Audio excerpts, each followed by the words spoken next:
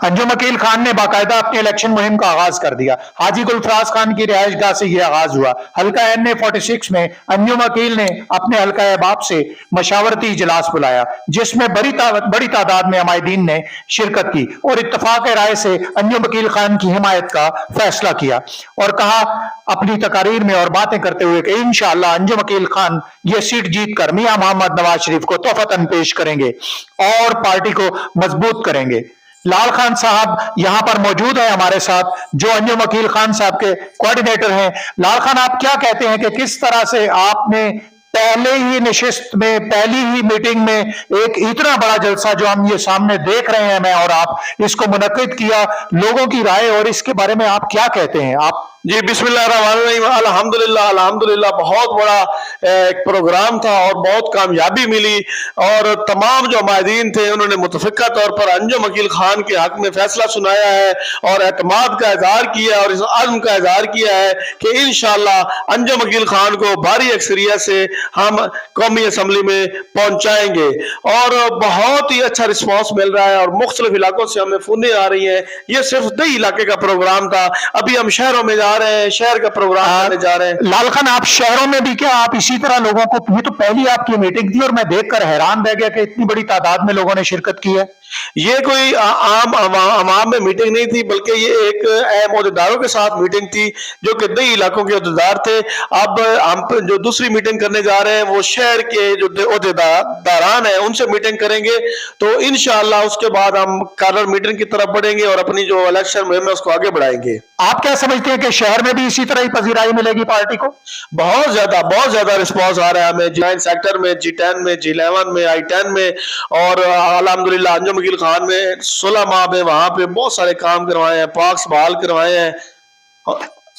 जी, तो लाल खान साहब, मैं ये देख रहा हूं कि जिस तरह से आपको ये पजीराई मिल रही है तो लगता यूं ही है कि इस बार अंजुम अकील खान साहब भारी अक्सरियत से कामयाब होंगे। जी जी बिल्कुल, इंशाअल्लाह वो अपनी कारकर्दगी की बुनियाद पर भारी अक्सरियत से कामयाब होंगे और इंशाअल्लाह मियां मोहम्मद नवाज शरीफ को ये सीट जो है इस्लामाबाद से तोहफा देंगे।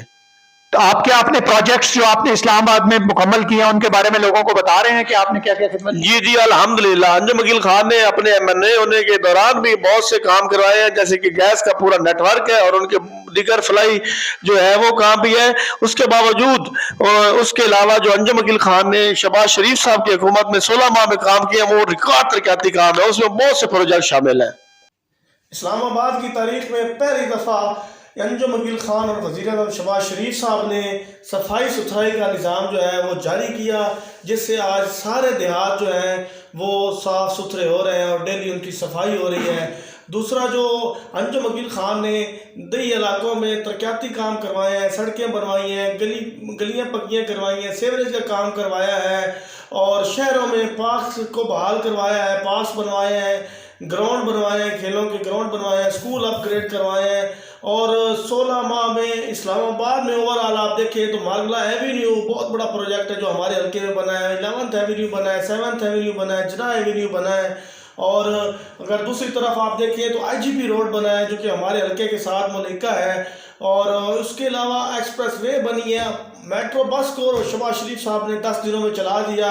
तो ये सारा जो है वो क्रेडिट मुस्लिम लीग नून को जाता है और हमारे जो इलाके के अहम रहनुमा अंजुम अकील खान को जाता है कि उन्होंने रात दिन करके क़यादत के साथ